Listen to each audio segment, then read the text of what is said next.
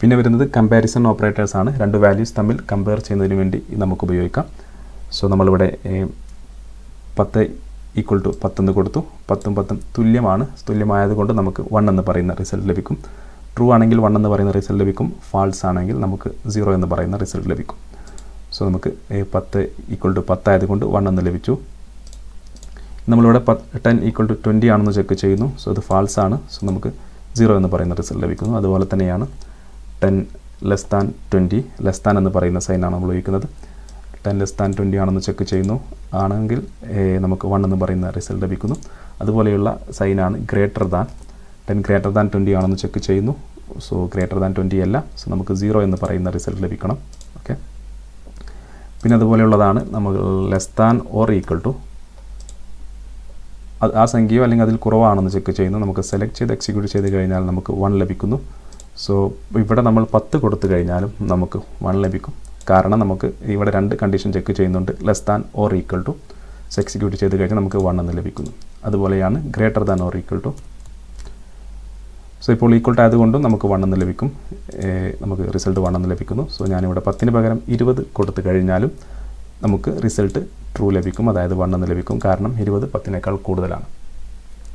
പിന്നെ വരുന്നതാണ് not equal to എന്ന് പറയുന്ന സൈൻ. അത് നമ്മൾ എഴുതുന്നത് ഇങ്ങനെയാണ്. ഒരു ലെസ് ദാൻ സൈൻ, ഒരു ഗ്രേറ്റർ ദാൻ സൈൻ. സോ 20 ≠ 10 എന്നാണ് നമ്മൾ ചെക്ക് ചെയ്യുന്നത്.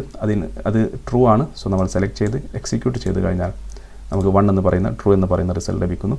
സോ 20 ≠ 20 ആണെന്ന് ചെക്ക് ചെയ്ത് കഴിഞ്ഞാൽ അത് ഫാൾസ് ആയിരിക്കും. കാരണം 20 = 20 ആണ്. സോ സെലക്ട് ചെയ്ത് എക്സിക്യൂട്ട് ചെയ്ത് കഴിഞ്ഞാൽ നമുക്ക് 0 എന്ന് പറയുന്ന ഫാൾസ് എന്ന് പറയുന്ന റിസൾട്ട് ലഭിക്കും. സോ ഈ ഒരു കമ്പാരിസൺ ഓപ്പറേറ്റേഴ്സ് നമുക്ക് നമ്മുടെ ടാബിളിൽ എങ്ങനെ ഉപയോഗിക്കാമെന്ന് നോക്കാം. സോ ഞാനിവിടെ use db1 select star from student. ഇവിടെ നമ്മൾ ക്ലോസ് കൊടുക്കുന്നു. വേർ ഏജ് ആദ്യമായി നമുക്ക് ഈക്വൽ ടു കമ്പാരിസൺ കൊടുക്കാം. =20.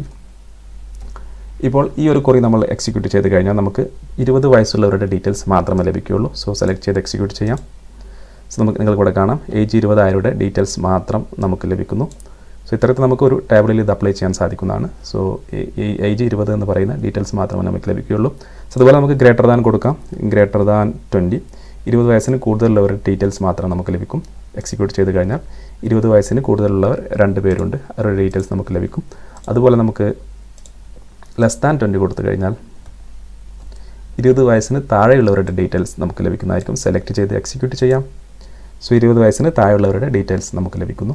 അതുപോലെയാണ് ഇതിൽ ഈക്വൽ ടു സൈൻ കൊടുത്തു കഴിഞ്ഞാൽ ഇപ്പോൾ ഇതിൽ 20 വയസ്സുള്ളവരുടെ ഡീറ്റെയിൽസ് ഇല്ല. ഓക്കെ. 18, 13, 14, 12. സോ നമ്മൾ ലെസ് ദാൻ ഈക്വൽ ടു കൊടുത്തു കഴിഞ്ഞാൽ ഇതിൽ 20 വയസ്സുള്ളവരുടെ ഡീറ്റെയിൽസ് കൂടി ആഡ് ചെയ്യപ്പെടുന്നതായിരിക്കും. സോ നിങ്ങൾക്കിവിടെ കാണാം 20 വയസ്സുള്ളവരുടെ ഡീറ്റെയിൽസ് കൂടി ആഡ് ചെയ്യപ്പെട്ടു. അതുപോലെയാണ് ഗ്രേറ്റർ ദാൻ ഈക്വൽ ടു എന്ന് പറയുന്ന ഓപ്പറേറ്ററും. സോ നമുക്കിവിടെ ഗ്രേറ്റർ ദാൻ ഈക്വൽ ടു കൊടുത്തു നോക്കാം. സോ ഇങ്ങനെ കൊടുത്തു കഴിഞ്ഞാൽ 20ഉം 20 വയസ്സിന് മുകളിലുള്ളവരുടെ ഡീറ്റെയിൽസ് നമുക്ക് ലഭിക്കും. സോ സെലക്ട് ചെയ്ത് എക്സിക്യൂട്ട് ചെയ്ത് കഴിഞ്ഞാൽ നിങ്ങൾക്കിവിടെ കാണാം 20 നിന്ന് തുടങ്ങി 25, 32, 20, 20, 20ഉം 20 വയസ്സിന് കൂടുതലുള്ളവരുടെ ഡീറ്റെയിൽസും നമുക്ക് ലഭിക്കുന്നതായിരിക്കും.